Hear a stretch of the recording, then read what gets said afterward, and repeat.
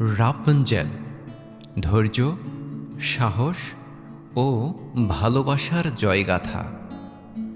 যেভাবে অন্ধকার সময়েও আলোর পথ দেখায়। একসময় এক দম্পতি ছিলেন যারা সন্তানহীন হওয়ার কারণে খুবই অসুখী ছিলেন। তাদের বাড়ির পেছনে একটি জানালা ছিল, যেখান থেকে এক অপূর্ব সুন্দর বাগান দেখা যেত, যেখানে রঙিন ফুল আর সতেজ সবজি ছিল। কিন্তু সেই বাগান ছিল এক ভয়ঙ্কর ডাইনির, যাকে সবাই ভয় পেত। একদিন স্ত্রী জানালা দিয়ে তাকিয়ে দেখলেন এক ধরনের সবুজ শাক, র্যাম্পিয়ন, যা দেখে তার খুব খেতে ইচ্ছে হলো, কিন্তু জানে যে সেটা পাওয়া অসম্ভব। তিনি দিন দিন দুর্বল হয়ে পড়তে লাগলেন। স্বামী তার স্ত্রীকে ভালোবাসতেন, তাই সন্ধ্যায় দেয়াল টপকে সেই শাক এনে দিলেন। স্ত্রী সালাদ বানিয়ে খেলেন এবং আরও বেশি চাইলেন। পরদিন যখন স্বামী আবার গেলেন, ডাইনি তাকে ধরে ফেললেন। ভয়ে কাঁপতে কাঁপতে স্বামী সব খুলে বললেন। ডাইনি তখন শর্ত দিলেন, যত খুশি শাক নিয়ে যাও, কিন্তু তোমার স্ত্রী যে সন্তান জন্ম দেবে সেটা আমাকে দিতে হবে। ভয়ে স্বামী রাজি হয়ে গেলেন। শিশু জন্মের পর ডাইনি এসে তার নাম রাখলেন রাপুনজেল, র্যাম্পিয়ন শাকের নাম, এবং তাকে নিয়ে চলে গেলেন। রাপুনজেল ছিল অসম্ভব সুন্দর। 12 বছর বয়সে ডাইনি তাকে এক ঘন জঙ্গলের মাঝে এক উঁচু মিনারে বন্দি করে রাখলেন। সেই মিনারে কোনো সিঁড়ি বা দরজা ছিল না, শুধু একদম উপরে একটি ছোট্ট জানালা ছিল। ডাইনি যখন ভেতরে যেতে চাইতেন, নিচে দাঁড়িয়ে ডাকতেন, রাপুনজেল, রাপুনজেল, তোমার সোনালি চুল নামিয়ে দাও। রাপুনজেলের সোনার মতো লম্বা চুল ছিল। সে চুল খুলে জানালা দিয়ে নামিয়ে দিত, আর ডাইনি সেই চুল বেয়ে উপরে উঠতেন। কয়েক বছর এভাবে কাটার পর একদিন এক রাজকুমার জঙ্গলের মধ্য দিয়ে যাওয়ার সময় এমন মিষ্টি গান শুনলেন যে মুগ্ধ হয়ে দাঁড়িয়ে গেলেন। এটা ছিল রাপুনজেল, যে একাকিত্ব কাটাতে গান গাইছিল। রাজকুমার গায়িকাকে দেখতে চাইলেন, কিন্তু কোনো দরজা খুঁজে পেলেন না। তিনি প্রতিদিন ফিরে আসতে লাগলেন। একদিন লুকিয়ে থেকে তিনি দেখলেন ডাইনি এসে ডাকছে এবং চুল বেয়ে উপরে উঠছে।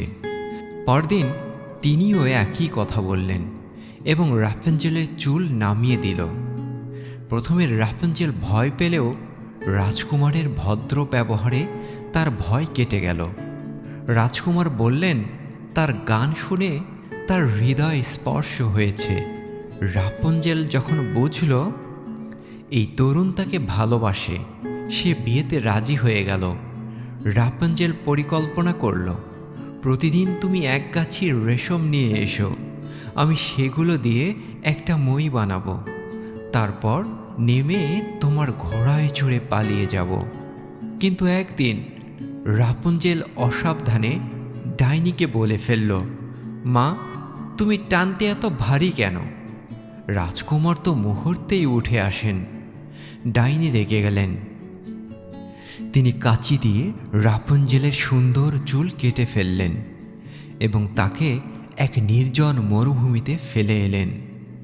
সন্ধ্যায় রাজকুমার এলে ডাইনি চুল নামিয়ে দিলেন। উপরে উঠে রাজকুমার প্রিয়তমার বদলে ডাইনিকে দেখতে পেলেন, যিনি ব্যঙ্গ করে বললেন, সুন্দর পাখি উড়ে গেছে, বিড়াল তাকে ধরে নিয়েছে এবং তোমার চোখও খুবলে নেবে।